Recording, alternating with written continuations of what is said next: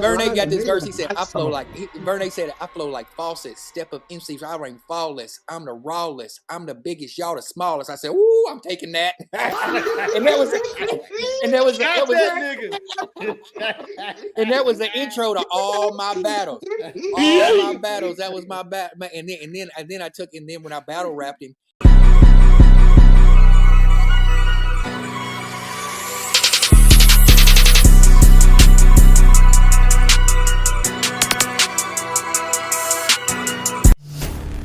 Today on the Is This Mic On podcast, we're talking to a man with multiple identities and wearing multiple hats through his walk through life. Some people know him as Troy Horton, the barber, the businessman, the CEO, and the community figure in Dayton, Kentucky. Others know him as DJ Fanny Pack, the entertainer and the content creator. Same man, two different worlds. Y'all give a warm welcome to the Is This Mic On podcast, Troy, the country boy. Troy. Oh, T-Roy. Appreciate that, Come on out here, T-Roy. Where you at? Appreciate the love, man. That's what's up, What's man. We had to get through it. What's going on, Troy, man? Glad to be here with you fellas, man. Glad to have you. It's a great day. Yes, sir. Okay, Troy. So usually how we start at the show, we usually ask you to tell everybody about yourself. What's going on with you, Troy? Okay. My name is Terrace Troy Horton, a.k.a. T-Roy the Country Boy, a.k.a. DJ Fanny Pack, a.k.a. MC Hairlip, a.k.a. Jesco White. I've got a lot of Delbert Wienermeyer. You know, I got some aliases out here that I do content for every single alias that I have. If you go to my Patreon page, I have like for MC Hairlip, he gives pimp advice for $3 a month. Delbert Wienermeyer and MC Hairlip, they have a WKYT news network where they do pop culture stuff. T-Roy the Country Boy, of course, that's my rap persona that I make music with and I rap with. DJ Fanny Pack is the DJ of all the music that comes out. If you hear country boy music anytime anymore, you're going to hear it. It's going to hear Don't Forget Your Fanny Pack, because DJ Fanny Pack is like the DJ. It's a DJ that's releasing all country boy content. So it'd be like DJ Fanny Pack featuring T-Roy the Country Boy, MC Hairlip, Jesco White. But the catalyst to it all is the DJ Fanny Pack. Funny story about DJ Fanny Pack. My son was like, when I got sober, I was a fuck up drunk for a long time. I got sober and I told my son, I was like, man, I'm gonna get back in the music industry. And this was like 8 years ago. My son said, you're aged out, Dad. You don't know nothing about the music industry. I said, I can take anything and make it pop.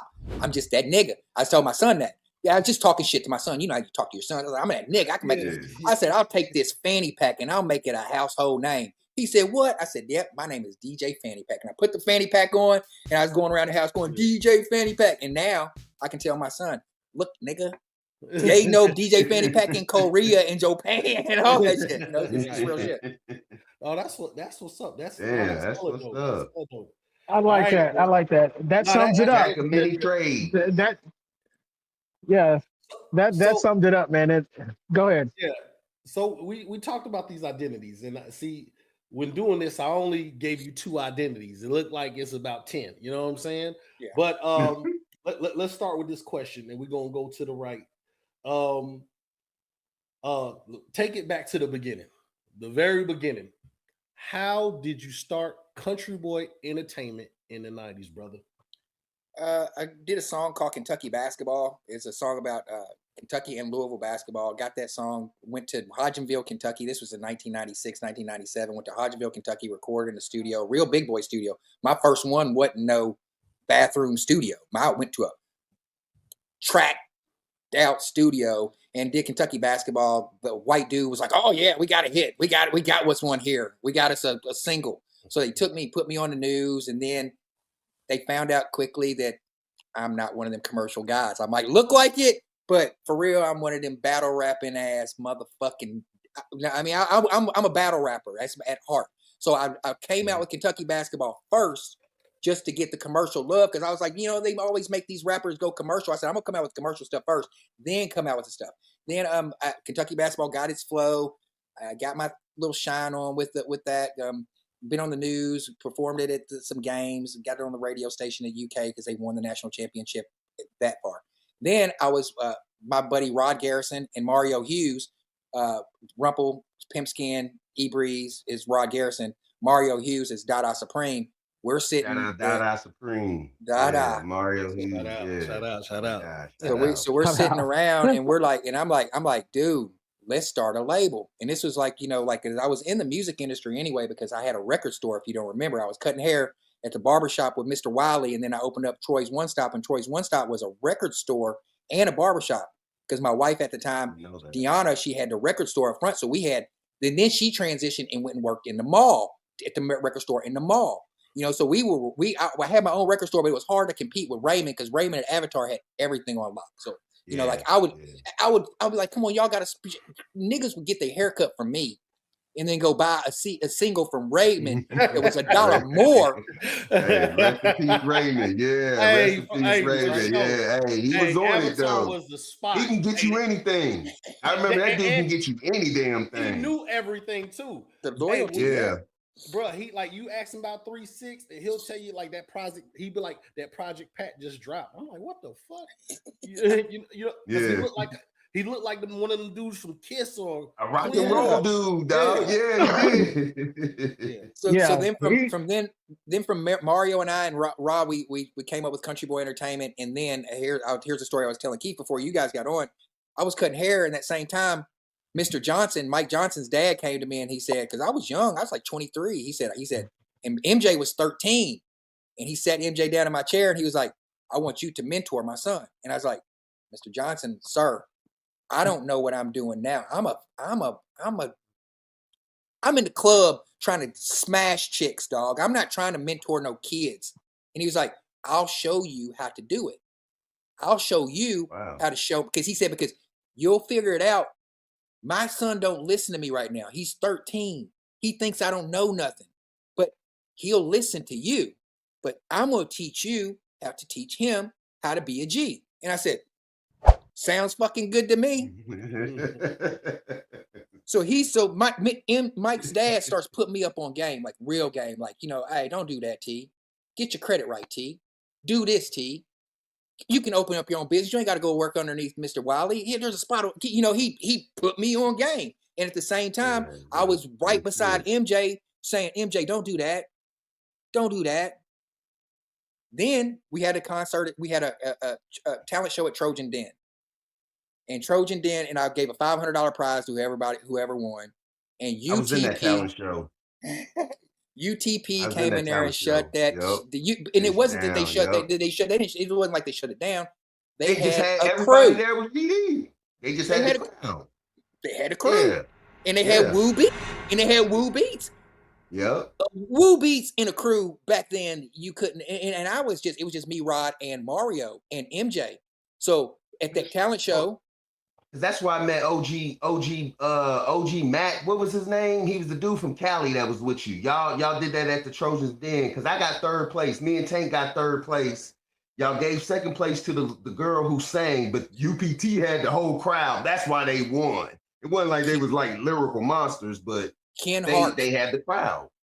Ken Hart. We just talking about him a few minutes ago. Ken Hart. Yeah. OG Wicked one. That was his name.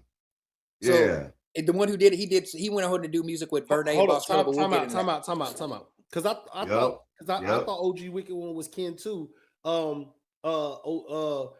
He did OG Wicked one was the one that produced Thirsty, right? Thirsty. He produced Thirsty. He showed me on this podcast earlier today that I was just on with him. He pulled out the original cassette CD unopened of Thirsty. Got it. We did that earlier today. Okay, so let me keep going so I don't lose track of thought. So UTP and UTP shut down the talent show. So I was like, oh man. But Dorsey was there. You was there. Baby was there. Grip was there. Everybody was there. And I said, MJ, go get me them niggas. And first, in the shout first, out to MJ. Found out to MJ. Yes. MJ was a part of our group called BG Huss. BG Huss was Low. I'm sorry, not Low. And BG Huss was T-Roy, MJ, Dada Supreme, and E-Breeze, Rumple Pimpskin. That was the first 4 Country Boy Entertainment. And then Tank came along. Then I started signing everybody that I could. Anybody that wanted to sign paperwork that where it's down. And shout out to Willie Neal, my attorney. He said, you get all these people on paperwork. Willie Neal said, get everybody on paperwork because you got something here, T. He said, and it might not be something that's going to come to fruition now, but you're going to need this paperwork. So he got me incorporated. He got my Country Boy Entertainment LLC together, charged me like $300, but it was well worth it. Then he wrote me out some paperwork to give to people to sign with them to say, hey, and I did this with every single artist I worked with. It's like, go get your BMI. That way you have your publishing because I'm going to own this and you'll be able to get your rights with it, but nobody got their publishing. Nobody got their publishing. That's not my fault. That's not my fault. But I did retain the music. But okay, so then he brought all these dudes and we started making music and we started making noise. And that's the start of Country Boy Entertainment. That's the real start of Country Boy Entertainment. Well, that's dope. Damn. That is very interesting because I vaguely remember you that night, but I do remember after that talent show, Ken had called me and was like, yo, I seen you at the talent show. Me and Troy had. I'm like, yeah, what's up? He was like, look, I do beats. If you ever need some beats, man, take my number down, bro. I would love to work with you. I was like, that. So that was my first and only talent show till this day that I was in, bro. And me and Tank, we did our little thing on that little talent show, man. Tank, I remember when Tank came to us. I remember when Tank came to us, he was a part of a group. And I believe that was your group, that your guys' group. And he said, I'm with these guys, but they told me to come over here with you because they know that you can do something with my music. And I was like, man, I don't give a fuck, man. You're talented. Yeah. You know what I'm saying? We put Tank first. Because Tank was going off. Hear me out, man. We put Tank first because he was going away to college at K-State. So before we made any album, Tank has the first album on Country Boy Entertainment label completely done all the way through. It's called My Life. Everybody paused for what? Tank. Say it again. My Life. To New York when he signed with y'all, I had left. So I didn't know he even did. I came back and Pimp City Ho was the biggest song in Radcliff when I came back. But he was gone too. I didn't know Tank had even did an album. I knew he was on songs, but I didn't know he did an album. He did a whole album called Tank Dog Is Back, or Tank. It's called My Life, but it's got probably about 10 or 11 songs. So we did his album first, and then after that, we would be in the studio making album after album after Tank Dog left. We had Hydro, and Tank and Baby were in a group called Dem Boys. So there's a song called Say Man. There's a few songs that they have together. Did hear Say Man. Yeah, and there's some more like Throw Your Sets. There's a lot of good songs that Country Boy has that we have. I thought Baby and Grip was in a rap group on your label. Grip and Loke were in a rap group called Hydro. Dr. High, I didn't know that. And Mr. Dro. I didn't know Grip and Loke was in a rap group. And I thought Loke was a solo. Grip Loke was just in the studio all the damn time and jumped on everybody's song. You gonna learn a Country Boy song that Loke ain't touched. And I think he did it by design because he wanted to have his name on everything. But I mean, because there'd be any kind of song like, I want a verse, and then we had to know we wouldn't shut nobody down on a verse in Country Boy unless the verse was just either whack or it was a specific song that somebody had worked on. But if it was an open studio session and CBE was in the house, CBE was getting on that song. All right, Grim, you got something? Okay, so listen, yeah, absolutely. I'd like to know who T-Roy's Radcliff Mount Rushmore consists of. Top five. Top five. My top five. Okay. Hold on. Okay, I need to specify this because the last time last time I did this, it ruffled a little bit of feathers because I left some people off. So I want to make sure that I know what category that I'm talking about. And I asked Tank, I was like, why does my opinion matter so fucking much? Can't anybody else make their own Mount Rushmore? Why does I put Mount Rushmore? I'm like, oh, that's fucked up. T-Roy said this. Well, you the CEO. You the CEO. Hey, you got to take that. Yeah. So what's the category? The top MC? Okay, I'm gonna just. I'm gonna narrow it down for you. We're talking about Radcliff specifically, and it could be a group that can count as one, or solo artists that can count as one. Because I know there's a lot of groups and duos. So an impact that they've had on the culture, or No, my favorite. I said my favorite. Mount Rushmore. Okay, so you said it, not me. My favorite. So you tell. My favorite all-time rapper from Radcliff is Loke. Loke is my favorite rapper. Okay. He's his stories, his rhyme schemes, he flips it up and goes, and he never misses. And well, he's missed once. I've seen him miss once. Number 2, Grip. Grip's the best. Grip's the best rapper I've ever heard. Jump on a beat and just dance all over a beat. Just damn, man. He's the best rapper I've ever heard. I gotta put myself on there because I'll bar somebody up quick. They don't know it, but I'll bar people up on the sly. So that's 3 in Radcliff. Number 4, Mr. Radcliff, Cam Dallas. Got to give it up to Mr. Radcliff, Cam Dallas, man. I got to give it up to him. Shout out Cam. Number 4, Cam, because and then number 5. I mean, and we're talking my Mount Rushmore in my era, right? Yep. Vernay. Yes, sir. Vernay. I got to give it to Vernay. Me and Vernay, we got a love-hate relationship as far as like the music goes, but as far as like human being, I love that nigga. I love that nigga.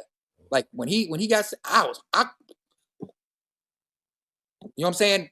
I love that nigga, but on battle rap, I want to eat his face off. I want to take his y'all need to go back and forth, hey, bro. Yeah. Hey, y'all need to kick those raps. We remember that this too. We be at Cedar Lane and we used to be all into it. That's what drove me to come down there to your damn barbershop. That nigga there, Vernay. Yeah. Vernay, yes. No, shout out Vernay. That nigga there. Troy came on after this. He said, "I made you." Like George made Weezy. You don't think we remember? We remember. You know what you're doing. My favorite bar, my favorite bar that the Vernay is. I was like, if I wasn't me, I'd hate me too because you mad at me because I make more money off of your music than you, nigga. What? Ooh. Hey, listen. Ooh. That's when it got saucy.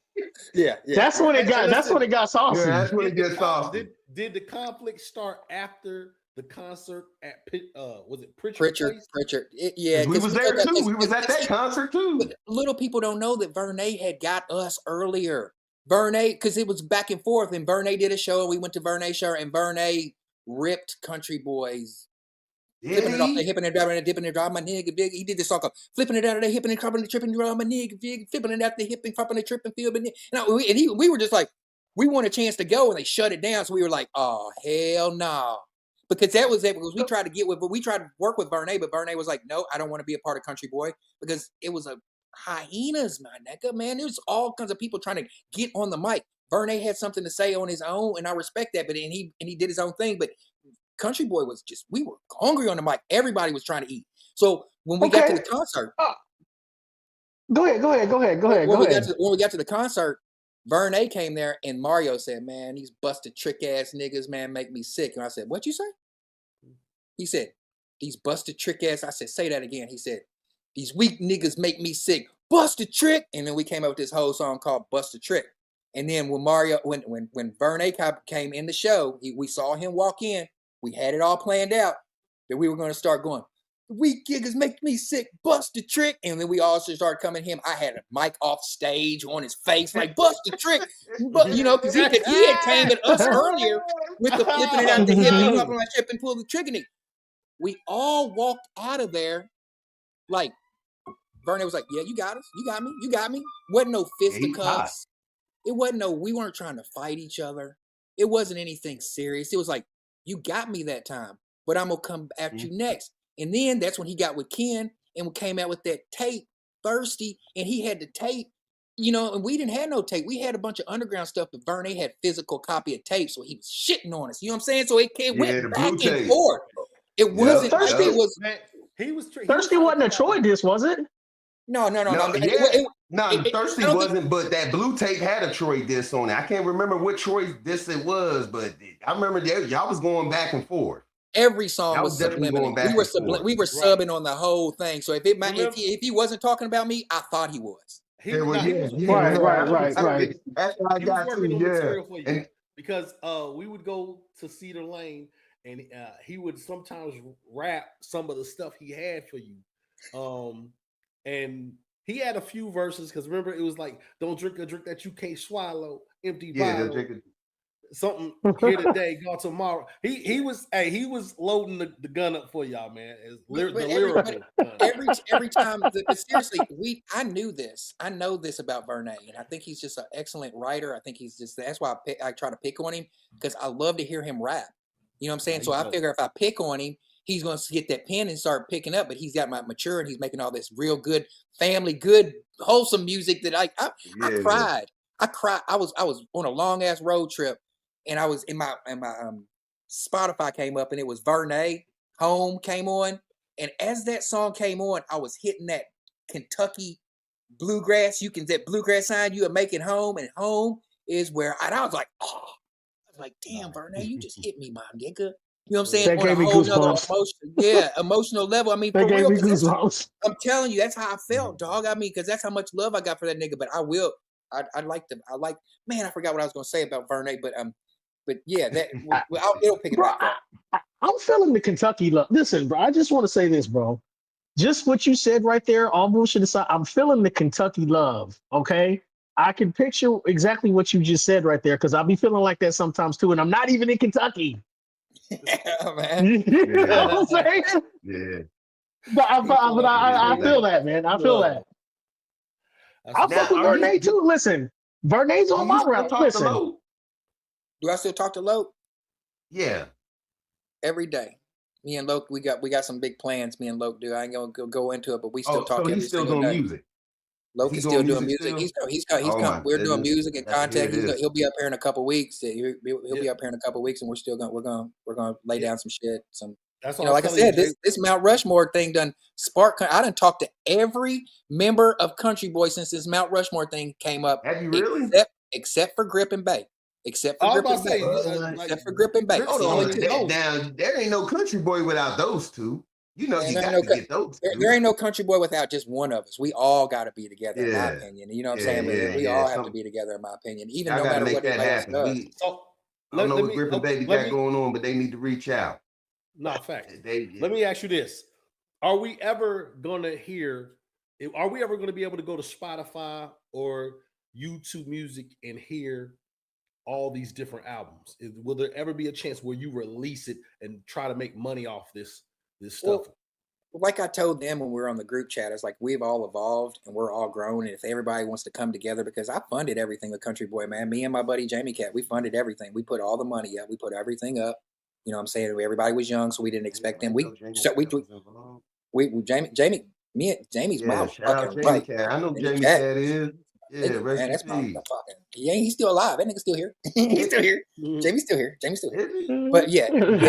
He's still here. He just moved. He moved to Indy. He moves to Indy and he just stays real low key. But yeah, but he was the only one that. But we what I'm going to do with the music, they don't like, just like anybody. So if somebody said to you guys should release your old music, the first thing y'all probably like, oh man, that shit's whack. We want to write new stuff. Every time I try to talk to the Country Boy Entertainment artists about, releasing the old music and being a part of it and pushing it, they're like, oh man, I hate the way that I sounded. We want to make new stuff. So I'm like this. Yeah, we can make new stuff, but I'm going to release all the old stuff, but I'm going to use characters. You know how like I got AKA MC Hairlip, AKA Delbert Wienermeyer, AKA with the new AI stuff, I've created cartoon characters or stick figurine characters for all these people, and I can tell my storyline how I want to. That's how you're going to hear in soon. You're going to start seeing me put out Pimp City skits and sits about Skid City. I'm going to turn this whole round much more beef with me and Woo into a cartoon. You know what I'm saying? And it's like, or I can tell my story. He can tell his story. I can tell my story. And then we have music as the soundtrack in the background. So I told them, it really don't matter what they want to do with the music. It will be coming out. I don't know what platform. I'm still praying on that one. I don't know. I mean, I could put it all out now. When I first got sober, I did put out a whole lot of music. It didn't go anywhere because the DSPs, it really doesn't matter. I have 100 people on my Patreon who subscribe to my content and get haircuts from me and stuff like that, and they're all over the world. That's the target market. I'm trying to go global with Country Boy, so it really doesn't have. We don't have to tour. We don't have to do anything. They can just be fictional characters. So, and to answer your question, I plan on putting it out, and most of the music's out now on CBE, Lost Tapes Volume 1, 2, 3, 4, and that's on YouTube. I could put YouTube, SoundCloud, all that kind of stuff. But I'm the essence of Country Boy Entertainment is underground.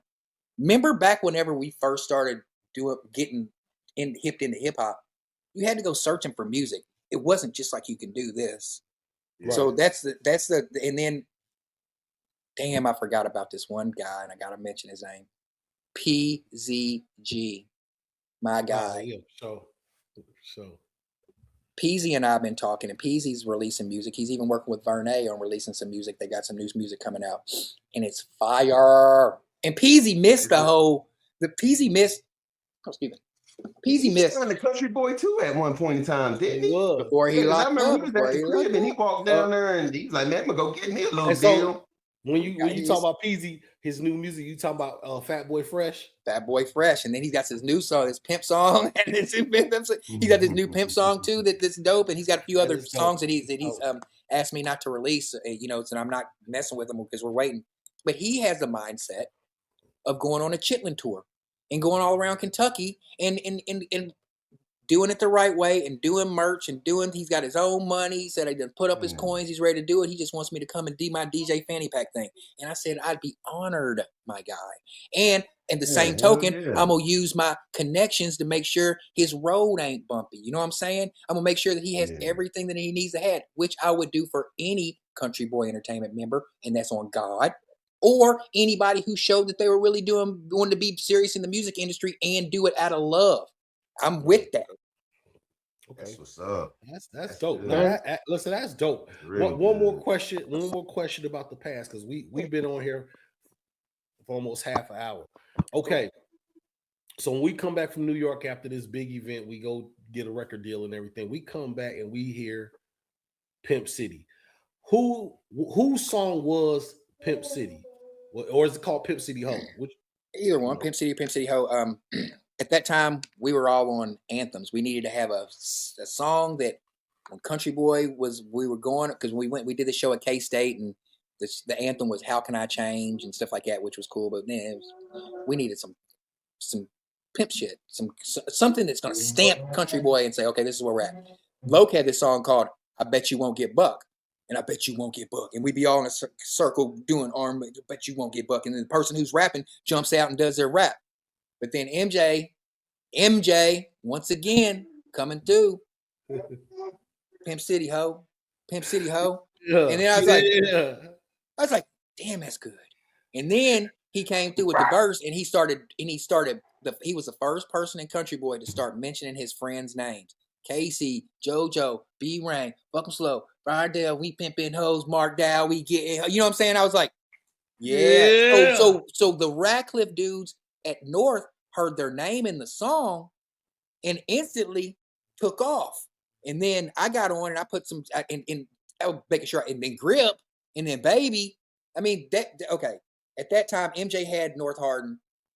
Baby was on some EBK, like some crunchy black 666 Mafia type like raps. His flows were like he'd rap. It'd be backwards. His first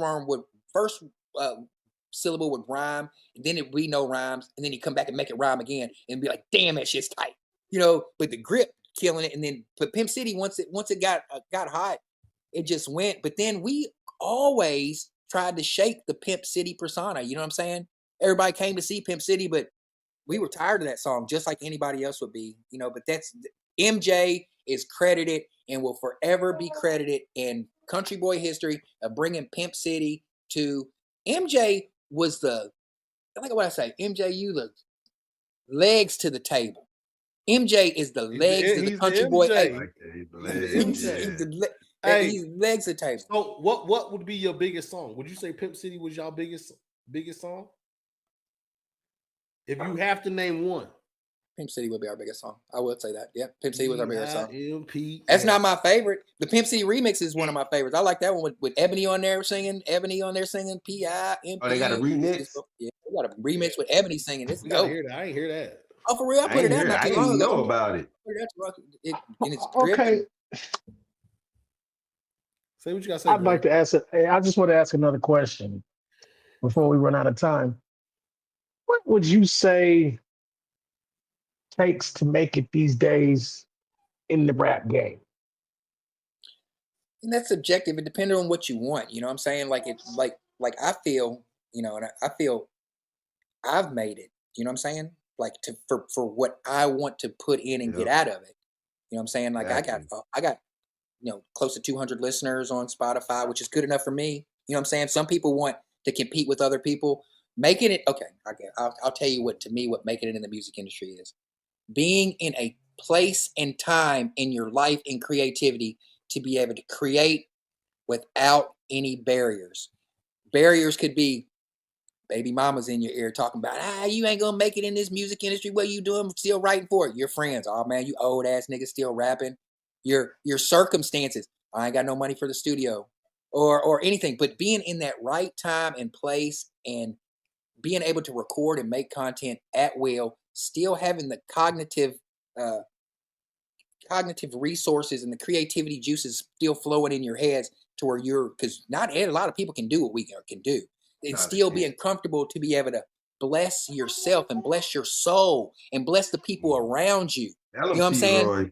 That's what it's about. It ain't about the money. The small hats came in and took it from us and made it about money, clothes, and hoes and controversy rap. There's no way the controversy on Mount Rushmore should have been happening and got more attention, which it does and which it will always, than me wanting to approach this thing with love. We got to the same spot. We here right now. We talking, you know, but it took some controversy for us to get there. Whenever, in my opinion, it should be about love, because I love y'all niggas because y'all doing this stuff. I love my son in here because he's still doing his thing in a major way. You know what I'm saying? They're pushing out content. So to make it in this rap game, I think you have to be in a clear mind state to not care about what anybody else says about you and create this craft that not many of us can do. And this is something for us. This is something for our tribe, man, for the tribe of Judah, man. This is something that was given strictly to us to spread the code of communication from street borough to street borough. It has been intercepted by the small hats and turned into a money grab, which is not what this is for. This is for me to tell you, yo, in the streets of Covington, it's real good right now. The cops are not harassing. The money's plentiful. Come here and eat. Atlanta, yeah, it's kind of fakey right now. Don't come here, eat, because this is going on. But on this street, it's good to eat. And it's a code of communication to ourselves. So when we all get there and we quit fighting amongst ourselves, I think we'll all make it in the music industry. But to me, making it in the music industry is where I'm at right now, because I can create whenever I want to. My wife can be downstairs. My wife ain't arguing, yelling at me, talking about what you do, still making music for. I got support from my family. I got support. You know, I can create, because I've always created in like some bullshit, you know, like some like baby mama mash. I'm going to write a song for her. You know what I'm saying? Dude over here, I'm going to write a song for them. You know what I'm saying? So I think, okay, a prime example, Burn A.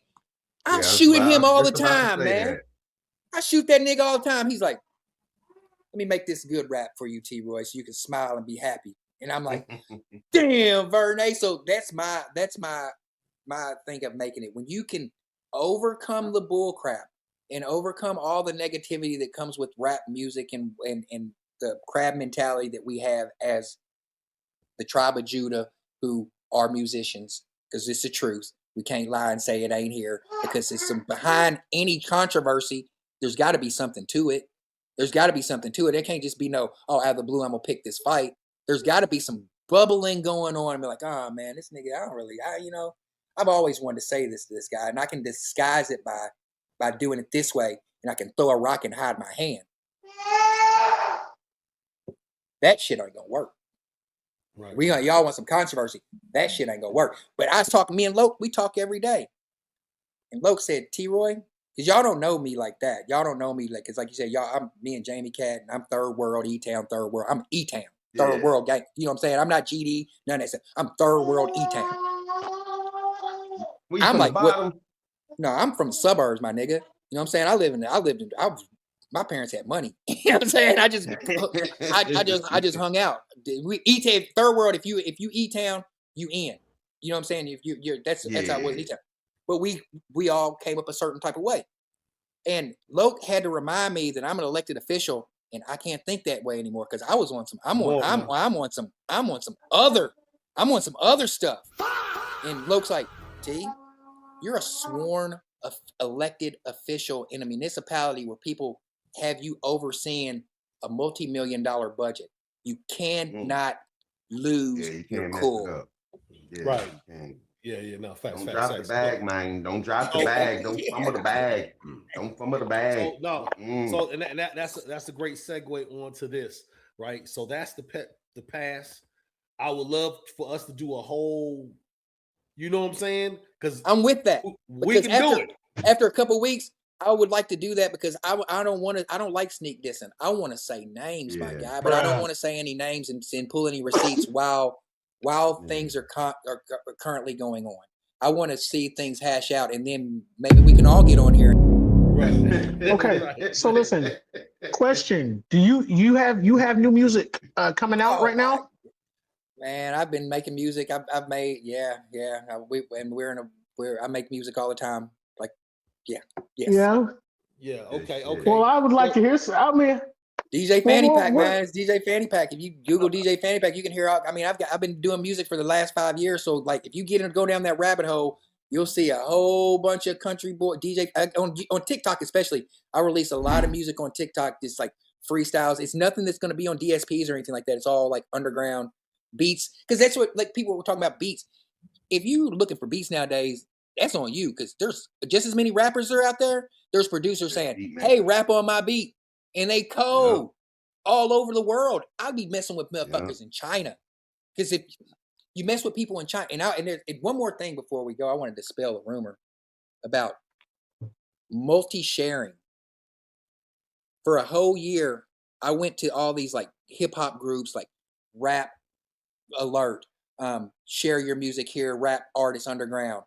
And I got 200 of these things in the chamber that I can share my music and my content to, because that's what they want. They need the content.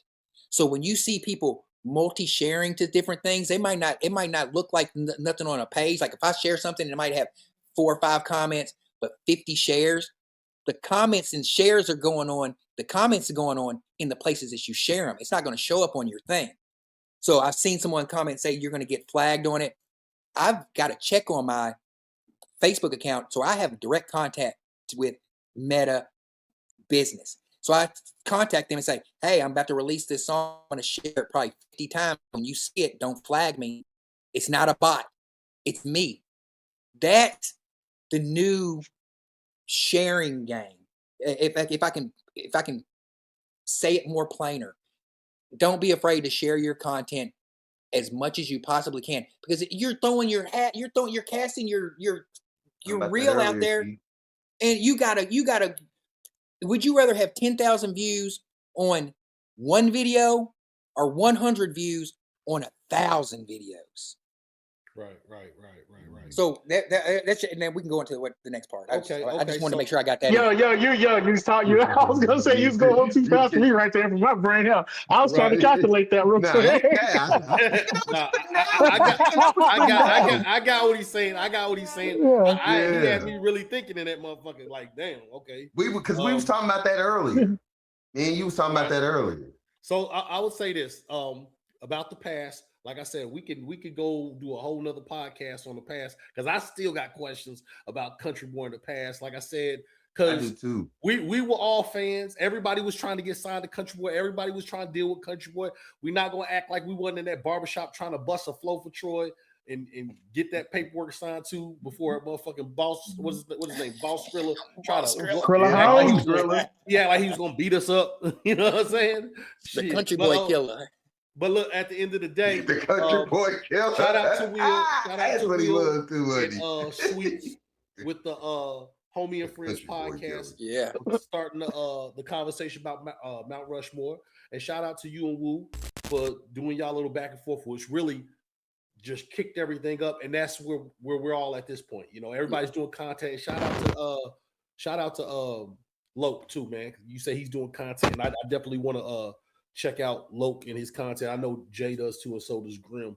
You know, and just kind of make this thing go full circle, because on this podcast, we just don't do Radcliff or Kentucky. We try to do everything.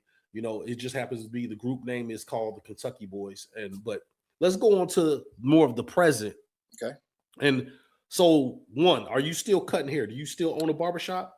Well, I'm actually fortunate enough to cut hair in my son's barbershop. He went to barber school, and he had an opportunity to go work for somebody else or open his own shop. And I'd say, hey, son, man, I'll master barber underneath you for 6 months, or I'll master barber. You own the shop. I master barber. After 6 months, I've dropped the master barber off. You take the name, you take everything, and I'll work underneath you. So I work in my son's barbershop. I actually cut hair, you know, all week. And I also just purchased a van last year, and I put a barbershop in a van. So I have a mobile barbershop, the first mobile barbershop in the Commonwealth of Kentucky, to where I can go to. And I'm not using it as a cash grab at the moment. I'm going to the children's home up here, the North Kentucky's children's home, and cutting the kids' hair. And I'm going to the VA hospital to do veterans that are in the hospital there, you know, because, you know, we're from military families, so we already know how that goes. And, you know, so I'm going to do the philanthropy thing first to make sure that I like cutting hair out of the van, because it's a no-brainer, man. You know, like pets get groomed, humans are going to get groomed. It just takes a little bit. I know I'm a couple of years ahead of the time. So in that meantime, I'm, you know, using it for good. So I am still cutting hair. I am still cutting hair. Very much so. I like that. I like that. Mobile barbershop. I like that. Well, I mean, that pretty much that. I mean, I asked you all the questions I wanted to know, man. Do you do beats? I do beats. I mean, I've been making beats for a long time. I've been, you know, against popular belief, or I don't know what the fuck that shit was. I've done work with a lot of producers. Listen, man. No, we are not doing that. I make beats. Not on this podcast. I make beats. I make beats. So if you make beats, I rap. Well, of course you know that. But yeah, I mean, I got a bunch of them. I got a bunch of beats. I got a bunch of beats. All right. Troy, what did you want to make? He's trying to ask you for a beat. No, but he's just trying to sell himself. He knew. No, he knew that already. No, he knew that already. No, did he? Did he? I think he did. I don't think. I mean, maybe he did. Maybe he didn't. I remember you did a compilation with a group called the Attic Boys. I wind up. Throw the maze up. Ooh. I wind up getting apprehended in where I was at. It had a lot of people from the COV in the Cincinnati area, and they were familiar with this group. So I just wanted to know, you know, from what they were saying about the group, you know, they pretty much was dudes who rap, who stayed in the streets. So they didn't make it seem like it was promising these dudes to having a hip hop career, sort of say, because they stayed more into the streets. But they was really good, man. And I remember you put together that compilation. I was like, damn, this is not bad, because you took old material of y'all's, blended in with theirs, and it worked, man. I'm not gonna lie. They had a song called "Do the Damn Thing." I used to bang the hell out of that little damn song they had. Are you still in contact with them cats, or what's up? Absolutely. Attic Boys, Attic Mob, Gabe, he actually lives in Atlanta now. He's a tattoo artist in Atlanta. I love Gabe. Attic Boy was they were the realest. It hurts. Let me I gotta move this around. Attic Boys were the realest, man. I got how Radcliff rappers were rapping, but they really didn't have that action. Bruh. When I moved up here to Northern Kentucky, and I met GA, and I met Powder, and I met Macho, and I met all those dudes. I moved here in 2001. By 2002, I was coming back to Radcliff with a Suburban on spinners, 2 of them. driving them back and forth. We was out of control. I got pulled over for homicide and cars caught gun pointed on me. We took a caravan. Attic Boys took a caravan down to Derby. By the time we pulled into Louisville, they had us all on the side on that Derby. We had duck guns and girls fucking. Oh my God, Attic. But their music. Attic Boys music. Still to this day, whenever I appreciate going from Country Boys, real good music, to Attic Boys, real good music. The only thing about it is like whenever I was financing everything for Country Boy, I didn't have to do anything. I only had to be a manager, and I was being well compensated while I was going to college. You know what I'm saying? I'm a college student. I'm in college with no worries. Like most of these college students, like, how we gonna eat? We going to McDonald's. I'm like, man, we sitting here. Attic Boys, we sitting here in a room counting 60 stacks just to divide up. Attic Boy was the realest hip-hop experience I've ever felt. But like, and they still got rappers who are rapping now. E-Check the Game, he's still rapping right now. Macho Means, I don't know if you know from me, he owns black-owned clothing up here. They got opera after him.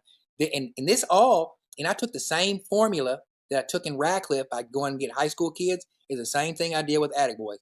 Got all the hottest rappers in Cincinnati and Northern Kentucky and put them together, picked them up from high school, take them to the studio, same thing. And all these dudes from Attic Boys are doing the same thing with Country Boys. So my formula works.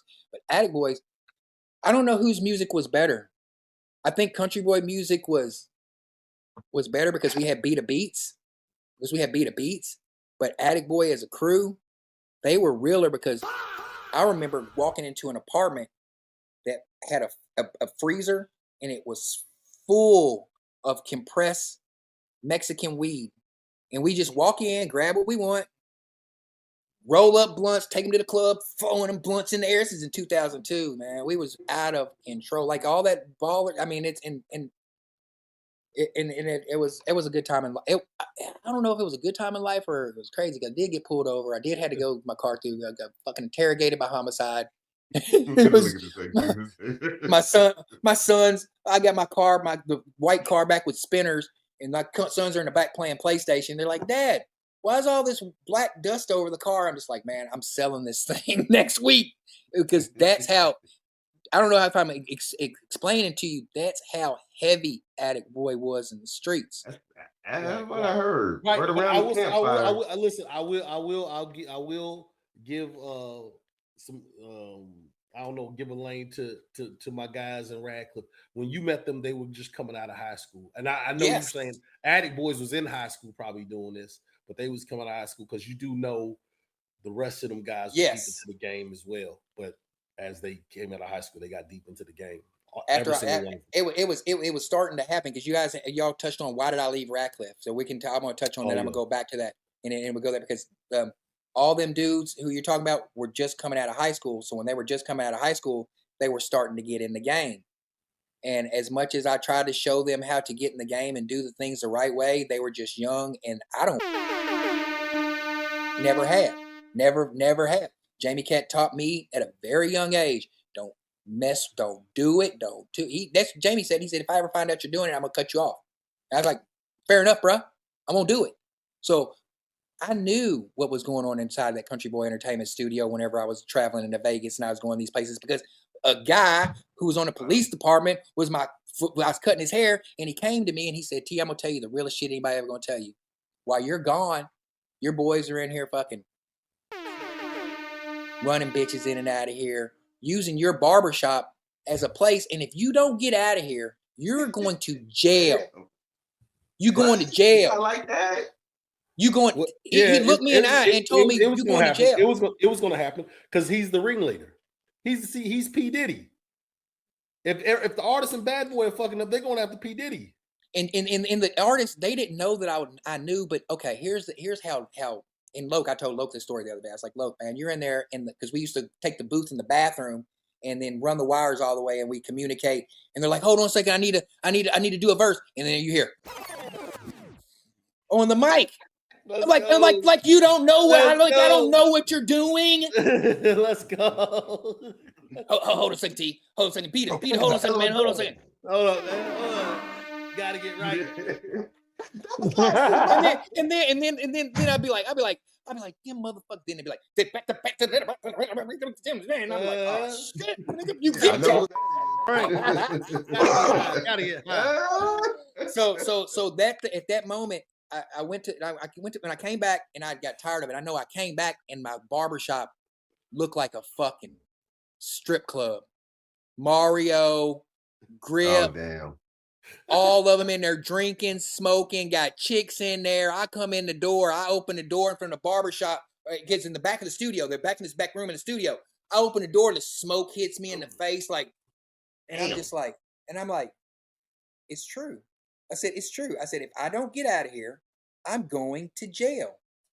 So I told everybody in Country Boy, I said, I'm leaving here in 6 months. If anybody wants to take over CBE, now's your time to step up. I'll show you everything. I'll even give you, if anybody wants to go to barber school, I'll show you the game.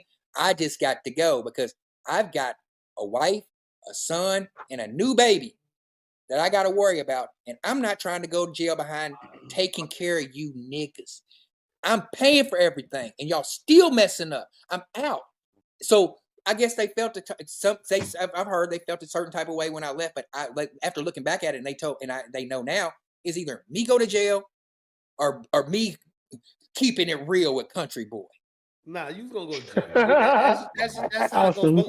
But look, I gotta ask you this because it sounds like you left that situation and you got to an even worse situation with the Attic Boys. But with the Attic Boys, here's because I did get in a worse situation, but I was in college. Oh, damn, so when hold on, let me explain it, and you'll understand. I was in college, so when the police, when they would take me in to interrogate me and stuff like that, they'd be like, "You know who you're dealing with? These people will assume shoot you." Then I was like, I'm from the streets. I'm from the suburbs, but I'm affiliated. You know, I've been in the game for a long enough time to where I know they're paying me cash money. I told them people, I said, McDonald's don't turn away money. Why should I? They're paying me to manage and to produce. I don't know what they got going on. That's what I told the people that took me in interrogation. I said, I don't know what they got going on over there. And I do not care. As long as they keep paying for me to be able to take care of my family and I'm riding good and I'm eating good and I know they thought that my persona, I can look dumb like I don't know. Oh, really? They doing that? Oh, man, I can't believe they doing that. Right. So they weren't Country Boy, that you were just managing, producing, or were they CBE? They weren't CBE or anything. I was just I was under contract to manage and get them shows. I was their personal and business manager. So I was getting 40% off of shows or music or any of that kind of stuff. I was gonna say, from what they was telling me, they do a lot of shows. I booked all of them. I booked all the shows. In every show, they would fight. Damn, for real. I brought them up there with Get Down Records, and when I get to Get Down Records and them together, and you know how Get Down was, the people that sang Louisville, Sean B. and them, and from Newburgh, this before, and they got them together, and I think it was the Goretta. She's like, I think you need to take them out of here because if you don't take them out of there, this is not mixing very well. And I said, let's go, boys, let's go. Let's get out of here because it's everywhere we went. As soon as we got to Louisville, we did a show in Louisville, a Derby. As soon as we got there, the police was on us. I mean, because we were rolling like that. And who knows?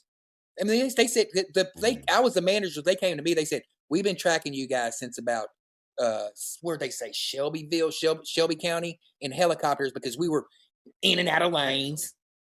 And we had Monte Carlos on 20s, 3 Suburbans, chicks in a caravan doing funny stuff on getting to Louisville for the Derby. So when we pulled into town, they swooped on us. And they're and just like all the fashion, everybody points at me. So the cops, they come talking to me. Talk to our manager. Hey, but talk to our manager. Real talk. If cats don't know, there's a lot of cats in Cincinnati that's like that, man. You know, regardless what you want to think, there's a lot of niggas in Cincinnati that's off that, bro. And they come down to the Ville and they will, and shout out to the Ville because the Ville will set it off too. But them Cincinnati niggas will come to the Ville just to set it off. You know? Yeah, they've been known to.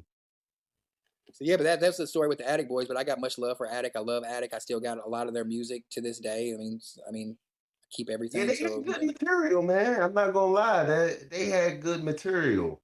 I was shocked when like I said, Cincinnati is a very big city, so they had at least the person I spoke to knew who they was, and several people I spoke to, like I said, so they had some type of buzz in that either Kentucky area or the Cincinnati area, and It's people the was just same. like, yeah, those dudes, I've heard of them, yeah, I heard their music, they do this, that, and the third. I'm like, oh, for real? Like, I mean, damn. Attic Boys got music with Future music. Attic Boys got music with a lot of people because Gabe wasn't afraid to pay. You know, Gabe he had expendable whatever type of money he wanted to, so it was nothing for him to say. Nappy Roots came up here one time. I think Prophet came up here one time, and he like gave him like 10 racks, just like here you go. You know, like it, but it was nothing. They were it was big city stuff, man, and plus he was Mexican, so. They couldn't do nothing with that dude, man. They couldn't do nothing with that say, man. He was Okay, so we got that with the past, and you still do the barber stuff. Now, what does DJ Fanny Pack do currently as of today? DJ Fanny Pack. I make weddings great. I do that. I make weddings great. I mean, that's my primary. You know, like when you break it all down, like what does DJ Fanny Pack do? Wedding DJ. Wedding DJ. Oh. So like it's a wedding DJ. It's a craft because you got to choreograph the best man speech, the choreograph the mics for the speaker. I mean, there's a lot to it. So people entrust me to make their special day. DJ Fanny Pack. That's the main core of the money that I make is from DJs. Then I have the content creation side of DJ Fanny Pack to where it's like anything content that comes out, you're going to hear the don't forget your Fanny Pack tag or the DJ Fanny Pack logo because that's under AskTerraceHorton.com. So the AskTerraceHorton.com is like the company that houses all of the content, and DJ Fanny Pack is the trademarked branded logo for AskTerraceHorton.com, which encompasses T-Roy the Country Boy, MC Hairlip, Delbert Wienermeyer, Jesco White, and any other compositions, past, future, or present from Country Boy Entertainment. Okay. That was well said. No, so okay, you have DJ Fanny Pack. You have T-Roy the Country Boy. Yes. T-Roy the Country Boy, does he do content or is he just CBE? It's just CBE. Like Delbert Wienermeyer will try to poke at T-Roy and be like, here, come on and do an interview with T-Roy, you know, and then T-Roy will be like, oh man, you know, and then Hairlip's always the pimp side. So it's like the alter egos, all my personalities, like the pimp side is MC Hairlip, and he'll come out like if you ask T-Roy a question, he's going to give you a political answer. You know, if you ask Hairlip, he's going to be like, I'd rather smack the bitch. If you ask Delbert, he's going to think logically. If you ask Jesco, he's coming from a racial point. So it's all these different kind of personalities. Yeah, smack Hairlip. You said Jesco. Jesco, which one is that? Is that the one with the cowboy hat? Jesco's the one with the beard. Jesco's the one with the beard with the I put him in black and white. It's like black white face. So I'm a black guy, but I play a white racist, and he's a big time UK fan. And he just talks shit about cow and blacks. So you don't put makeup on to do it, do you? No, I don't put makeup on. I put the wig on, and I put the wig on and the beard, and then I just put the filter on black and white. And I'm fair skinned enough. I'm fair skinned enough that it kind of looks at it, especially if I put the filter. You can't tell that what I am, you know. But I don't put any makeup on. Right? Like basically like an Uncle Ruckus. Yeah. But he's supposed to be white. Yeah, but he's supposed to be white. His name is Jesco White. I got it from a dancing outlaw. His name is Jesco White, the dancing outlaw, and he was a character. He was a Elvis impersonator. The Wonderful World of the Whites for West Virginia. It was a Netflix special of these crazy people that were on meth and stuff like that. So I got the name from Jesco White. That. You did. Look at Grimm's face. Look at Grimm's face. He said, I watched that. I remember that show. Yeah, so I took the name. White. I took the name Jesco White, and I instead of WHITE, it's WHYTE. It's like it's Jesco White. You can Google Jesco White. You coons, you porch monkeys, all you Indians out there, you red dots, moon crickets, all of it. You know what I'm saying? I just channel the hate that I've heard for a long time, and then just make fun of it. Okay. Now let me ask you something. If Tank, Peasy, Grip, Baby G, Dada, who else was on there? Low MJ. If y'all all got together, MJ, sat down, You think we could get like at least two to three, 4 songs out of y'all? Just for old time stakes, man. If they was talking about doing it. We are working on that as you speak. Like I said, this Mount Rushmore has brought us back together. I know you said you ain't heard from Baby G and Grip. That's gonna happen. That's gonna happen. But I'm not in that. I wasn't down there to see all that stuff go unfold, and there's a lot of personal stuff that goes on within groups that big. So for that to happen, I don't think that it's going to happen. I don't think that. I don't the Bay. I don't know. I mean, I'm praying that it does happen, but it will. We're in the talks of a country boy reunion now. In 2 weeks, Loke and I are going to be working on new music in 2 weeks. Like he's already wrote his verse. I've already wrote my verse to Hard in My County. Because Loke's on this thing where he made Hard in My County first, and he beating on the goddamn tables in jail. I was beating on the tables in jail, talking Hard in My County. Taking credit for that, bro. You don't know how many people I've met actually take credit for that. I made up this Hard in My County. I made it.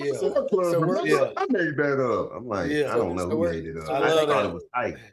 So we're gonna do that song, and then there's another one that I might just fight you, because Country Boy was on.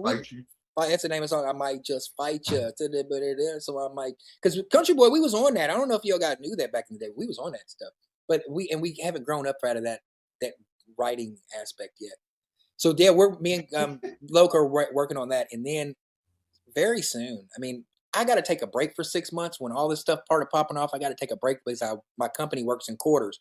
First quarter and fourth quarter, I work on music. Second and third quarter, barbering, mentorship, getting to the money so I can create in a great space fourth and first quarter. And I'm not having to worry about paying bills and all that kind of stuff, because in second and third quarter, I get after it. But this is like me, I'm going to take a couple weeks just to finish up some stuff. But in October, we're going to, who knows what, by October, who knows? I don't put too much stock in it because people like to talk a lot of shit. And I hope they see this and it motivates them to really, really do something, because we have an opportunity to if not, I'm just going to keep putting out the old shit and put it on cartoon characters. So if you really want to make some new music, we got to get together and do it. But I'd really listen. I want to get on a song. Hey man, shoot that. There you go. I'm talking about step up to the plate. I want to get on a song. Yeah, I mean, but that's nothing with modern day technology. That's nothing but we sending you a beat and you putting your 16 on it, and then I'll remix it. Then I'll remix it. I'm with it. Okay, so Eddie Radcliff, listen. Yeah, Eddie Radcliff artist, bro. So mainly you though, Troy. Okay, so we haven't talked about the political side. Yeah, on what you're doing in Dayton. I really want to get to that because I feel like that's important, because you're a black man who's taking a political path.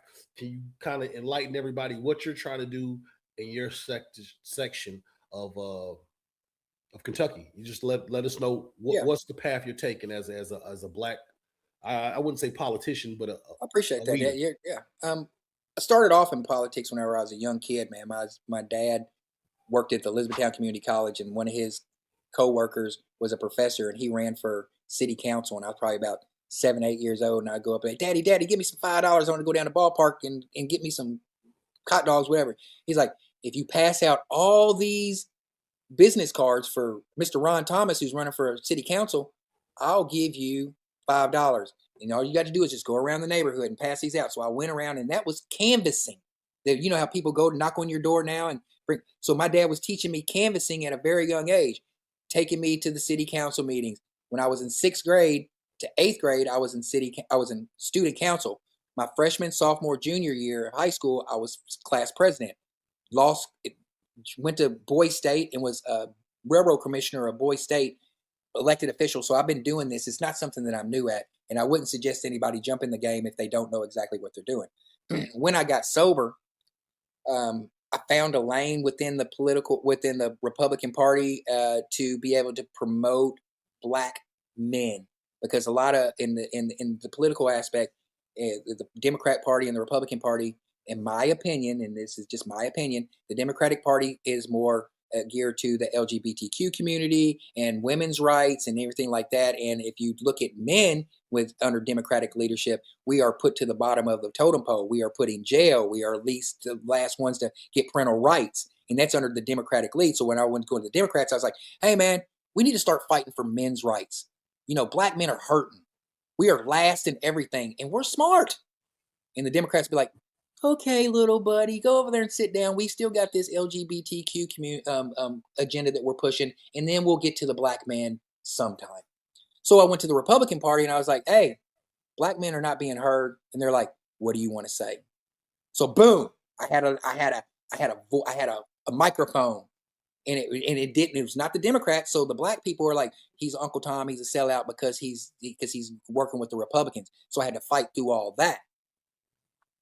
Fast forward to Dayton. I moved to Dayton's a small town about 5,000, about the size of Bayou Grove. But if we're going to even more regionalize it from our Hardin County perspective, let's say Glendale or eastern part of Hardin County where there's 5 or 6 whites.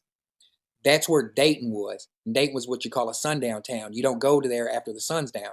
So me and my wife moved there. I put a barbershop there 5 years ago, and then me and my wife bought a house there. And then I saw a lane to get in and started dealing with politics. And then I ran because I worked on several campaigns, and I know how to work a good campaign. I'm good at it, So when I got elected to Dayton City Council, that gave me the opportunity to start making a change and a difference in my community. I've started a pickleball league, and then I also started a youth mentorship program where I'm taking all the things that I've learned from Radcliff as far as like mentoring MJ, Low, Grip, all those guys while they're in high school, and the Attic boys while they're in high school, all that gumbo, but I'm taking it to a younger age group, ages 5th grade to 7th grade, before they hit that age to where they're gone. When you're 13, 14, you're gone.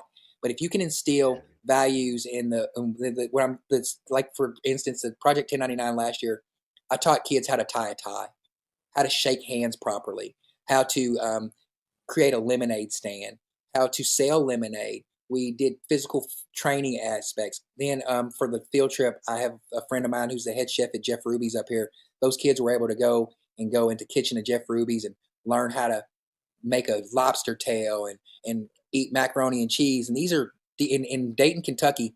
They have white projects. So the projects in Dayton, one of the last housing projects. So it's like 97% filled with. There's only one black family in this project, but they're all lower class. They live in the projects, but these are some white kids. So you see me and a couple little mixed kids and these 5 white boys running around the city doing all this good stuff in the city. And then the other white people who were at one time sundown towning, looking and seeing this black man is doing more for the community than all these other people who are sitting there talking. And so that's what I'm doing politically. Next step politically, year number 2 of Project 1099, I'm going to introduce these kids to music. I'm going to take them. I've got a nice size record collection. So one of our activities is they're going to go through my record collection and organize the records and put them in alphabetical order. We're going to pull those records out of the sleeves. We're going to read the credits to see this person is this person. Music publishing, the publishing being this is what this goes. And then I'm going to teach them how to do that and categorize things, take them with my tapes and my CDs and do them the same thing. So these kids are going to be music literate. So by the end of the time, I don't know what I'm going to do, if I'm going to have them do a song or something like that, because we did a commercial in the last one. But that's the reach. And lots of times, this is the most openly I've been talking about this, because being a black person in this lane, when they see you doing stuff like this, they try to muck it up with beef. They try to muck it up with pork. They try to muck it up with anything. And I'm with that because I'm still porcupining. And what I mean by porcupining is I'm shooting all this stuff out there so nobody can touch me. You can't really see what's going on inside of here because I got my shields are up because I got to protect these kids, these next youth of kids. I wasn't charged with this. MJ's daddy put this on me, man. Look what happened with MJ. I'm going to get real deep. Look what happened, and I don't care how you feel. Look what happened with Daniel Cameron, who sat up underneath me for a little bit. And I'll move on past that. Look at what happened when I moved to Cincinnati and I had Macho Means with me for a little bit. Now he's blown up. Now if I'm going to get to these kids just a little bit younger to understand, you guys can rule the world. You guys can really do some things if you really, really try. But I can't come out there and do it conventionally because I won't reach the people. I'll end up like a Daniel Cameron. I'm me. I'm the same person y'all met in the barbershop a long time ago. So you know what I'm saying? And to walk in that space, and to walk into any room, and they're like, I ain't got a shuck and jive. I'm T-Roy, motherfucking country boy. I wore my gold fucking teeth in business meetings. I shake senators' hands with my gold teeth just to let you know I'm still a nigga, and I'm fighting for the rights of blacks. So I mean, but that's what I'm doing politically. That it's not perceived that way because beef and controversy. No matter how much I try to say, hey, I want to do this with love, I'm an easy target. Somebody start talking about I ain't no good battle rapper, and they get me every time. I'm losing it. You know what I'm saying? No. We think that's dope. I mean, listen, we need black leaders in the community, in politics, man. I definitely encourage it. I mean, and I think low key even if you have a riff with somebody, even if they're not going to say it, they're still going to admire what you're doing, man. You know what I'm saying? Yeah. Don't let nobody trick you out your position, man. That's the I'm easy. trick in the book. I'm easy, and I'm sensitive about my rap. You know what I'm saying? So that's what Loke said. Loke said it's the only time somebody can get you off your square if they start talking about country boy or start talking about battling you in a rap battle, and then you lose your mind. I'm like, I know. It's like I gotta work on that. Man, you got to be a politician, bro. You got to be a politician. You know what I'm saying? Yeah. The cause is greater than the past, man. You know that. Yeah. The cause is greater than the past, man. And the only way you're gonna go forward is sometimes you got to kind of leave the past behind a little bit.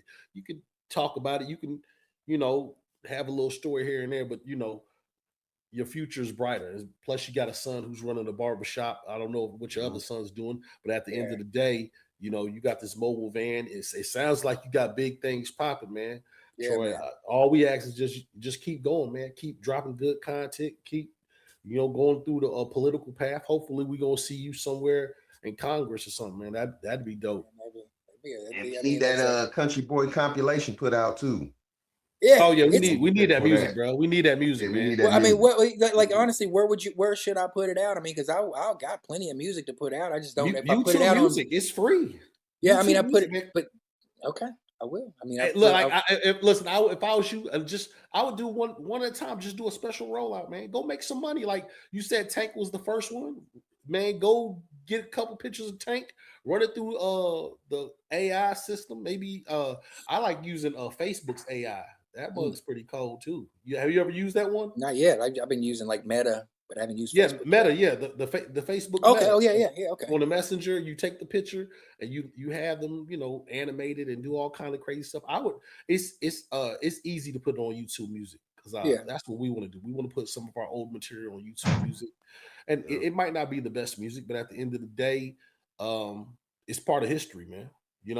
We do have compilations that has all our music on it. Like I spent 4 hours one day just mixing and not mixing and mastering, but DJing all our music. I started off I put all country boy music into a file, and I started off at 70 BPMs, and I went to 140 BPMs, and I just mixed all our songs, and it got like 4 hours worth of mixed music. And it's country boy. It's CBE Lost Tapes Volume 1, 2, 3, and 4. And they're all on YouTube. You can hear, and then it's all our old music. It's 4 hours worth of our music, and I will, but it's just like there ain't been no need for it because I put out all that music before, and I got maybe 1 or 2 or 3 streams, on there. You can't look at the videos. It's like this. You always got to put it out in the air, man. It's to me, it's not even about the streams, man. You got kids, and your kids gonna have kids. It's just history, man. After you're dead and gone, that music will still be here, man. That's the main thing. Another thing I'd ask, MJ, did MJ ever finish a project? EP, if that. MJ was so team oriented though, he was like, he wanted to do what was best for his boys, man. He probably was the one that said let Tank go first, and then Hydro. But MJ was a part of BG Huss, so he didn't do a solo project. But he's got this song called Homicidal Thoughts. He got this song. He's Hated in the Game.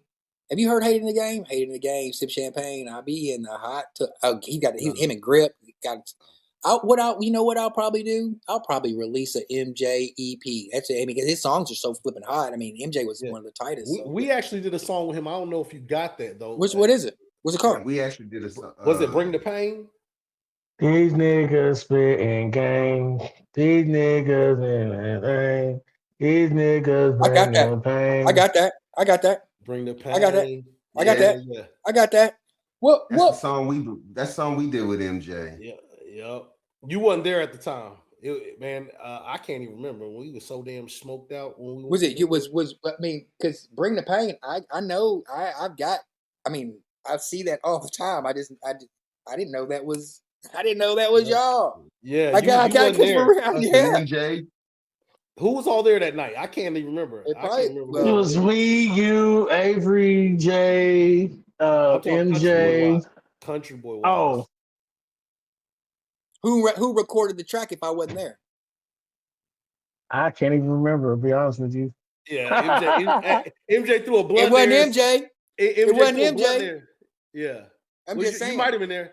I wasn't there. I wasn't there. I'm just saying. MJ threw a blunt there. That's all I know. And it was over. Okay, and we'll leave it at that. But if I wasn't there, and you recorded a song in Country Boy Entertainment Studio, and I wasn't there, and Beta wasn't in the crew at that time, Beta was there. Beta was there.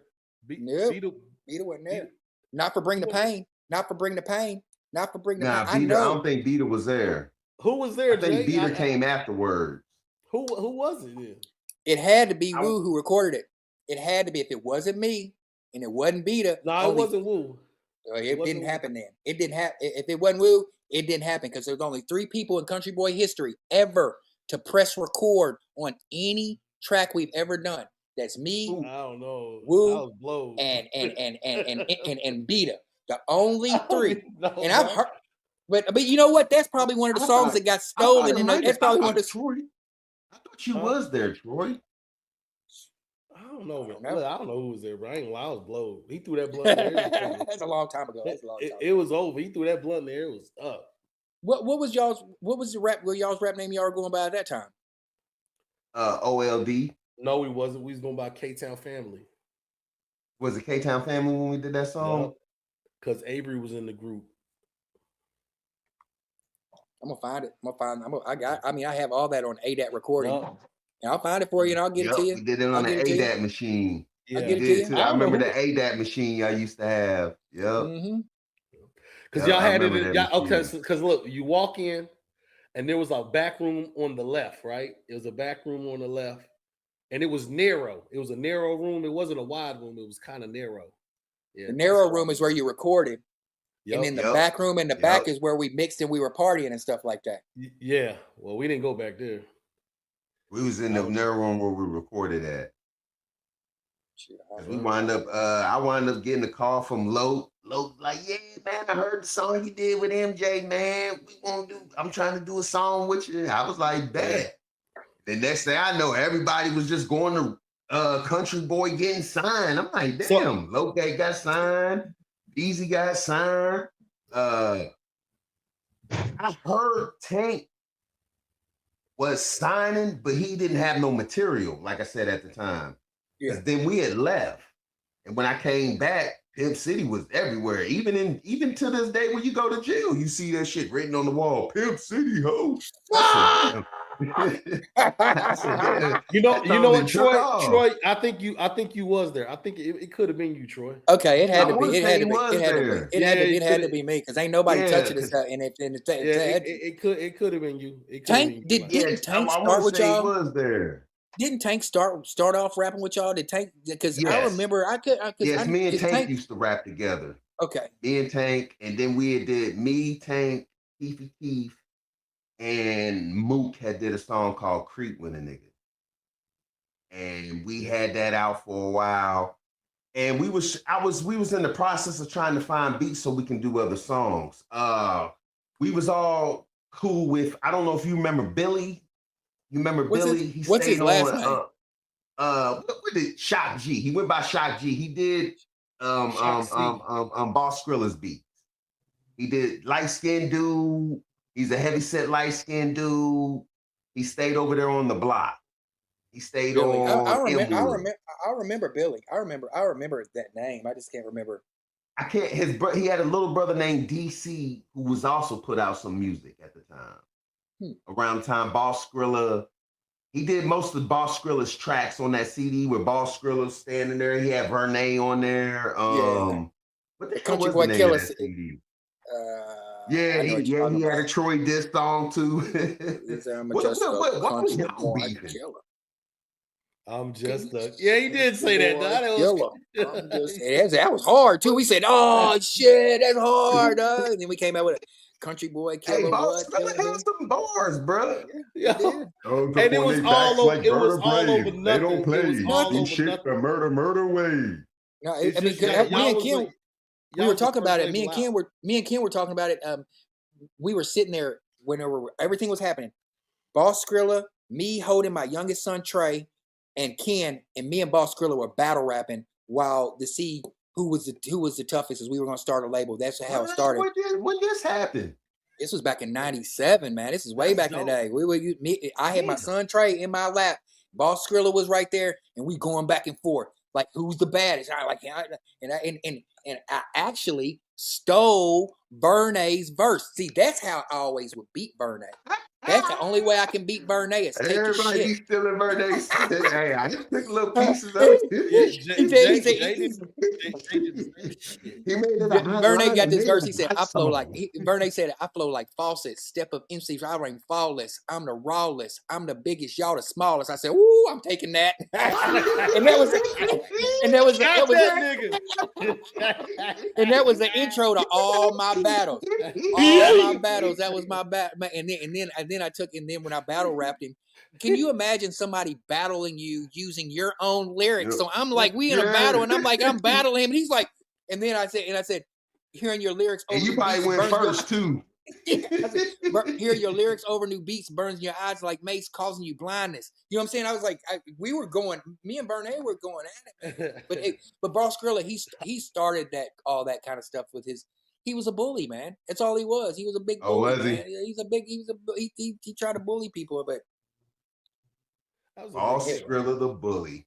Wow. From Cincinnati. You ain't happen to run into him up there at Cincinnati? I seen him on a TV show. I watched Dr. Boyce Watkins I used to watch him a little bit. And I saw Boss Skrilla on there. He had a genius idea once again. I mean, I'm not above jacking that shit too. He had a QR code on his t-shirt. And he was like, he's like, anybody want to know anything about me, just take this QR code and it's on my t-shirt. I was like, that's genius. You know, I mean, I'm gonna put it on the back of my bus. I mean, it was years ago.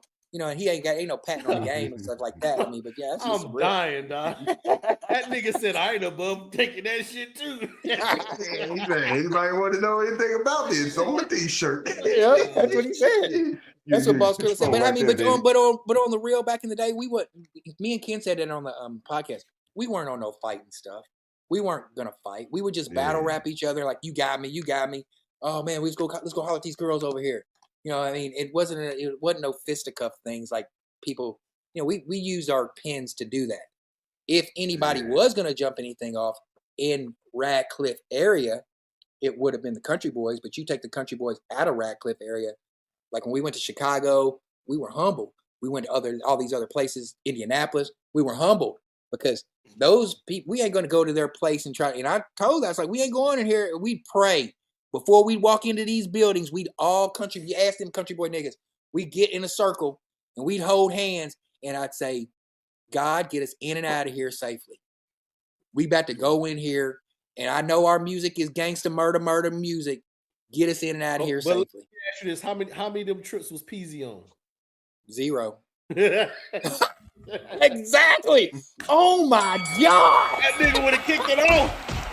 He would have kicked it off just because you prayed about it. I know. He was like, look, let's see what I can get into over here. Yeah. Dang, man. Do you have any old footages of y'all's shows or recordings, man? We can pretty much put it into a documentary, man, and do something with it. I've got some, but not much. And I mean, you know, like we're working on some stuff. Like we'll have more footage. Back then, to have footage and stuff like that, it was really big. I got some footage of it, like some shows we did at North Hardin, and I've got some footage of the Nappy Road show we did here in Northern Kentucky, and I got some footage of the A-Ball MJG concert at Frankfurt and K-State. I got footage of Twista. but nothing really to, like it's just like, it's not like it is now where you had it readily available. You had to have a camcorder and somebody's recording you, like somebody going to take your camcorder. You know what I'm saying? It wasn't like you could just, it wasn't like it is today. Right. Okay. Man, that'd be dope. I'd love to see that old footage, man. Cats when they was knee high to a June bug on stage performing. Plus, I remember y'all did something with a Too Big Click too. And they wound up having the artist Her Season. Shout out to Her Season, who wound up, man, making a good having a good little street reputation as far as the music. You know what I'm saying? I remember he had that birthday song, bro. When he dropped that was like, I knew he was going to blow. Hating is my favorite song by her. Her song Hating is my favorite one by her. But I can tell you a little bit about Too Big Click. When I was on the TV, when I was TV for Kentucky basketball, I ran, and somebody tried to hook me up with Tony, and Too Big, he passed away, rest in peace, Big, but they were on the same stuff that Attic was on. You know what I'm saying? So they were real. Tony gave me my first Rolex watch. You know what I'm saying? At a young age. He's like, here you go, T. I was like, what? He's like, yeah, man, it's nothing. It's nothing. Just keep making music. Keep bringing your country. That Thug Lord Hydro song that's out. Oh my goodness, it's so hard. Thug Lord Hydro, Pimp City niggas with them. It's so hard. And we got to work with Young Shears and that time. And then that's when we were bringing Johnny P, because Big was just about to mention that. I heard about that. I have a story with that.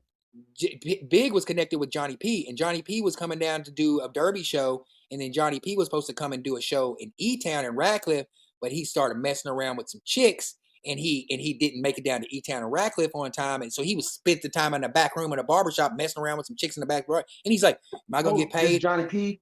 Johnny P. Bro, I remember that day. Bro, listen. We was going to Walmart, and we walked past your barbershop, and it was two chicks. They said they was from Chicago. They was looking for some weed. And we just happened to have some. We sold some to them. So they was like, we was just basically talking to them, like, who y'all? What you doing here? They was like, Johnny P's in the barbershop. We here with Johnny P. And we like, Johnny P?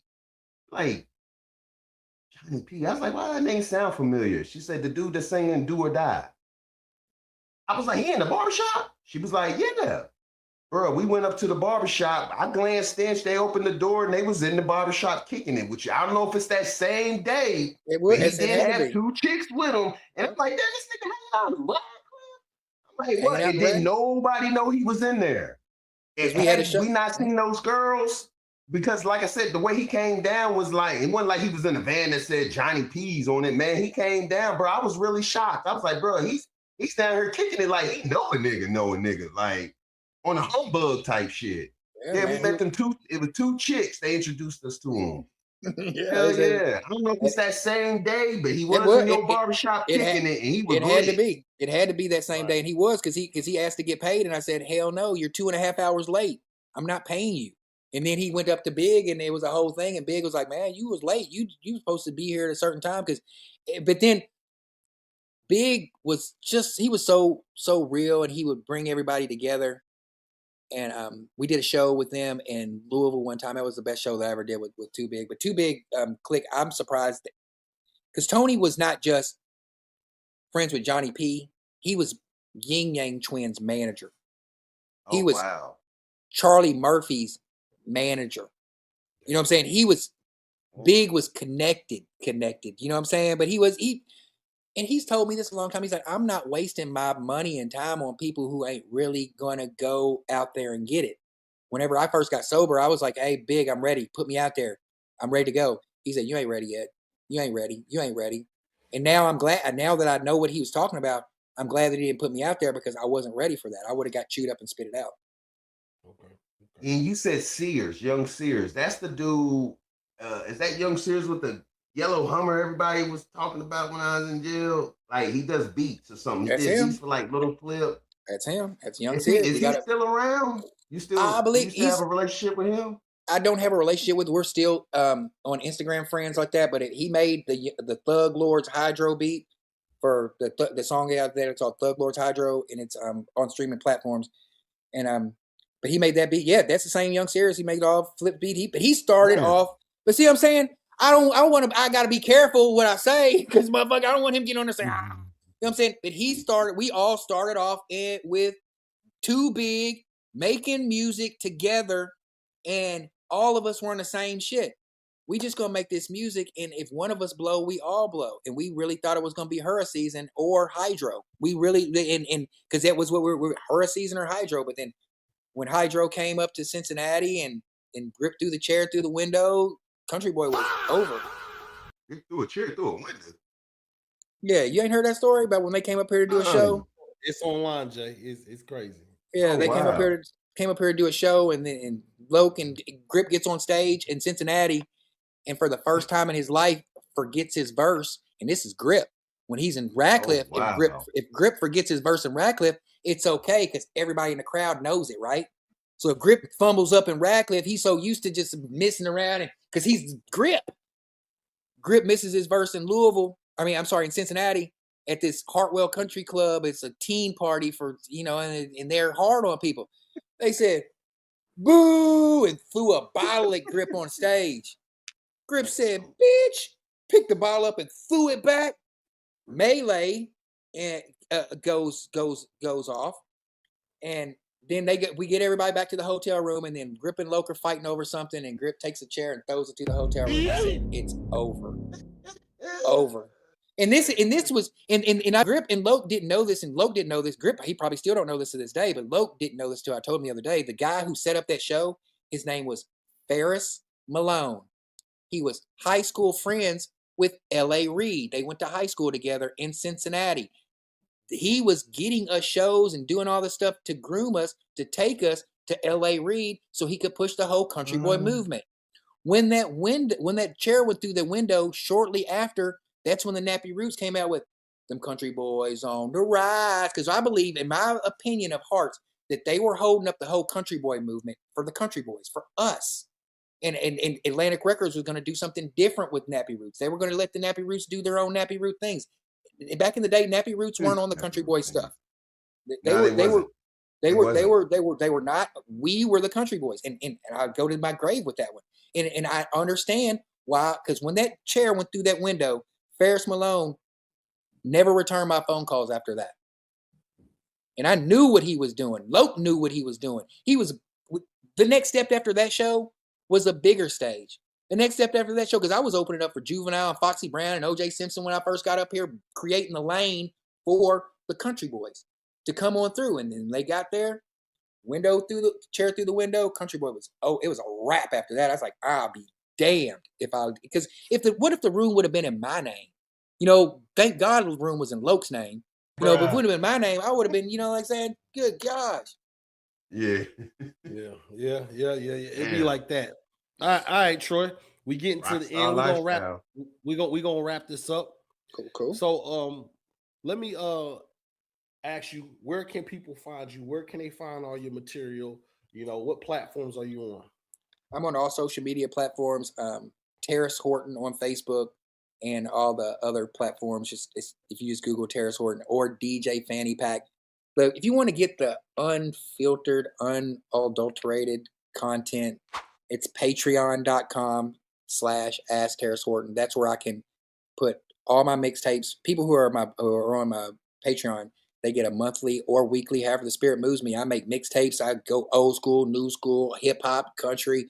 They get a new mixtape every week. People who are on my Patreon, they have membership to my barbershop to where they can come get two prepaid haircuts a month for a certain amount of money. They have the all access pass. But then with Patreon, if you want pimp advice, you can go to MC Hairlift's part of the Patreon and pay $3 a month and then be able to email me. And this is some real shit. Like, dudes are gameless.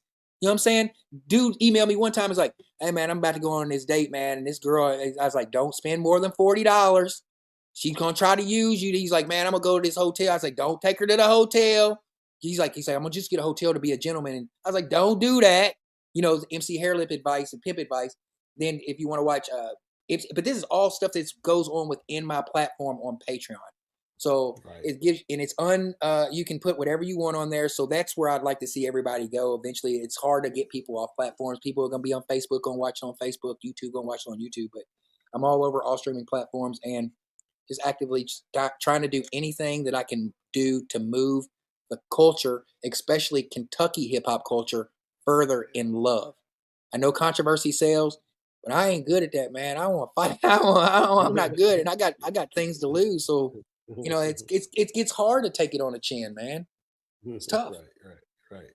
Okay. do you have any shout outs, man? Any shout outs? Yeah, let me get some shout outs. Yes, give some shout outs.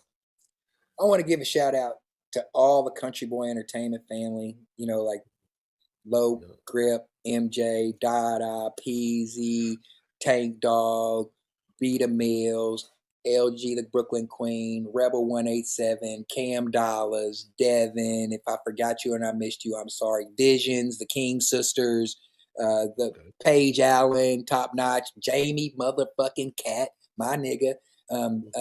Also, Marshall. I want to give a shout out to Marshall because if it wasn't for Marshall, I'm not like that, guy. If someone helped me in my life and in my career, I'm not going to shun them. I'm not going to say they didn't. Marshall, whenever I didn't have no clue of what I wanted to do, you reached in your pocket, you pulled off that fat knot of money and said, go to barber school, and I followed your lead, and I appreciate you for that. Just anybody who is trying to do something positive in the hip-hop music game. I'm going to give a shout out to my Hot Mic family up here in Cincinnati. I'm on a podcast every week, every Tuesday, called Hot Mic, where we talk about politics and things like that. And I'm on with the chief editing for the Cincinnati Enquirer opinions page. The ex-city council prosecutor, Phil Heimlich, his dad was the person who made the Heimlich maneuver. I'm on a podcast with him and a couple other people. I mean, but we discussed Cincinnati, like, when that Cincinnati brawl happened and they were trying to paint a narrative of the Cincinnati brawl. We were able to debunk that with the truth. They were trying to paint a narrative that this white boy was just walking down the street and a bunch of black people jumped on him. We dug it and we said, oh, this white boy was kicking people's cars and smacking people and calling them niggas, and they jumped on his ass. It was warranted fight, Yep. So those are the type of things that Hot Mic does. I want to give a shout out to all the people who I play pickleball with. If you guys see this, I appreciate you. I play pickleball with a group of 70 to 80-year-old people who are good at pickleball, but it's just, I learned a lot about stock tips and retirement plans because I'm 50-something. I will be retired in the next, these people are teaching me about properly getting my affairs in order to whenever I do retire, I'm able to take trips and go to cruises and financially be responsible. So I got to give a shout out to them. Give a shout out to anybody, like I said, anybody who's out there who's trying to make a difference in their life. I want to give a shout out to anybody who's battling addiction or any kind of addiction. I beat alcoholism, and if I would have been dead if I did not quit drinking. And I appreciate anybody who's actively going through that journey. It is not easy to stop drinking. You'll lose your friends, you'll lose everything, but you'll gain your life if you just wait. If you just wait it out. Give a shout out to everybody doing Hardin fucking County, man. Hardin County, Kentucky. I'm West Hardin, baby. Y'all gonna learn, like, as more content starts to unfold and the Mount Rushmore of Hardin County keeps getting reshaped in landscaping. If you'll hear me talk about a lot, plate tectonics. It's something I learned when I was in college is in geology. It's called the theory of plate tectonics. It's when the earth gets to moving together and two integral forces start to hit each other. The plates got to move. And when they move, they got to explode. Earthquake. So when the earthquake happens, that plate tectonics. So that's why I would think about hip hop and Radcliff right now. A lot of plates are moving. People are trying to get their position. You see Dame coming up, putting he deserves to be on Mount Rushmore. Grip deserves to be on Rushmore. You know what I'm saying? These people who we got forgotten, but the plates are still moving because you can't name me one person that I put on Mount Rushmore that didn't deserve to be on Mount Rushmore. Like myself, Woo John, Vernay, Cam Dollars. I mean, you know what I'm saying? I forgot Beta Mills. You know what I'm saying? And I forgot Dame. But those and the fellas, they was also. Did you ever work with them too? I did not work with the fellas. But see, that's why I was about the Mount Rushmore. I was just saying it for me, in my opinion, who has done the most for Hardin County hip hop on a larger granular scheme? Not in your feelings, not in your feelings, not in the feelings, not in the feelings. Wu, he deserves to be up there because he's put Hardin County, Kentucky up on a granular scheme. Myself, Vernay, when you think of Hardin County hip hop, who's going to be in that conversation every time? Vernay, that nigga. Vernay, that nigga. He's going to be in the conversation every single time. I'm biased when it comes to Cam Dallas because I recorded his first track. I've seen him he knew that ain't shit in my lyrics better than I did whenever I was hit when he was coming up. You know what I'm saying? He was 10, 11 years old coming in the studio. Yeah, he's a student of the game. To see him where he's at now and what he's spitting, I have to put him up there. You know, so that as the plates get to moving around and people start claiming, and we have explosions and we have earthquakes, let's just make it, I would just hopefully that the earthquake and the lava that it comes from the plates moving is lava of love. We can have lava of hate and bodies can drop or fights could happen. But we can achieve the same thing if we do it out of love, man. I'm telling you, it might not get the same amount of clicks. It might not resonate the same as what, but the end result is it sucks, man. I mean, like going through that shit. I mean, seeing all that shit, getting not attacked, but being called out, and I couldn't respond because I'm in another fucking country. And then having to eat that shit and watch that shit, be like, oh man, that's how you really feel. But I know he ain't how he really feels. You know what I'm saying? But I'm like, oh, this is what we doing. You know, and I'm in another country. I'm supposed to be enjoying the beach, getting, you know, but I'm having to worry about Radcliff beef. I mean, it's surreal. Right. Yeah. No, that's dope. That's dope. But listen, man, it's nothing but good content came from it, man. Yeah. I definitely appreciate it. You know, a lot of times we got to shake things up to get a good conversation going. And I didn't think nothing of it, but I understand this is your label. It's kind of what you think about what went on, but I think everybody enjoyed it, and I don't think nobody took anything to heart. If you took anything to heart, I did. I took this shit to heart. I think I'm not gonna lie. Well, I must care too much because I got a text message where I'm still waiting for a phone call back, and I said, "Hey, look, man, I've been doing this for 30 years. I take this very serious. If you come for me and my brand, I'm going to defend myself with everything that I have." I said that in a text message. I said, please, for everything that's holy, let's keep this all love because I take it personal. No, okay. I got you, man, but I don't think it was personal, man. I actually enjoyed it. There was some things and stories that came out that I never even heard. I didn't think nobody took it serious. I mean, you're doing DJ Fanny Pack. You got all these characters. I figured you've been the last person to take it serious. Take this shit. So I watch it all, bro. I watch it all and I look at it all and I take it all serious. Tank said something to me the other day. He was like, what do you mean? I said, well, you fucking hearted it, dude. I was like, you hearted it. I was like, fuck you, Tank. You hearted it. I'm petty sometimes, man. I can't Shout out to Tank. Shout out to Tank. Shout out to Big Dorsey. Yeah, Big Dorsey. That's hilarious. That's hilarious. Well, that's what's up, man. For everybody, thanks for watching this. If you got this far, share, subscribe. Go over to Troy's pages on Facebook, all platforms, Patreon.